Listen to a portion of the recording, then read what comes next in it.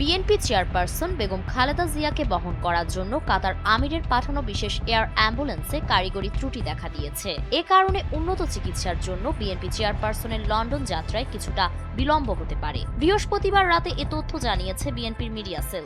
এর আগে দুপুরে রাজধানীর এভার কেয়ার হাসপাতালের সামনে এক সংবাদ সম্মেলনে চিকিৎসার জন্য খালেদা জিয়াকে লন্ডনে নেওয়ার সিদ্ধান্তের কথা জানান তার ব্যক্তিগত চিকিৎসকদের অন্যতম এবং দলের স্থায়ী কমিটির সদস্য এজেড জাহিদ হোসেন। সংবাদ সম্মেলনে তিনি জানান, মেডিকেল বোর্ডের সিদ্ধান্তে বৃহস্পতিবার মধ্যরাতে অথবা শুক্রবার সকালে এয়ার অ্যাম্বুলেন্সে করে লন্ডনে নেওয়া হবে বিএনপি চেয়ারপারসনকে। কাতারের রয়্যাল এয়ার অ্যাম্বুলেন্সে তার সঙ্গে সার্বক্ষণিক চিকিৎসার জন্য থাকবেন বিশেষজ্ঞ চিকিৎসক সহ 14 জনের একটি দল। ইতোমধ্যে সরকারের আনুষ্ঠানিক অনুরোধে খালেদা জিয়ার জন্য রয়্যাল এয়ার অ্যাম্বুলেন্স পাঠাতেও সম্মতি জানিয়েছে কাতার। সেই সঙ্গে দেশটির আমিরও সর্বোচ্চ সহযোগিতার আশ্বাস দিয়েছেন। এদিকে লন্ডন সময় বৃহস্পতিবার সন্ধ্যা 6:30টায় ঢাকার উদ্দেশ্যে রওনা হওয়ার কথা রয়েছে বিএনপির ভারপ্রাপ্ত চেয়ারম্যান তারেক রহমানের স্ত্রী ডাক্তার জুবাইদা রহমানের। বাংলাদেশ সময় শুক্রবার সকাল 9:30টায় ঢাকায় পৌঁছানোর কথা রয়েছে তার। ফলে সব মিলিয়ে বিএনপি চেয়ারপারসনের লন্ডন যাত্রা শুক্রবার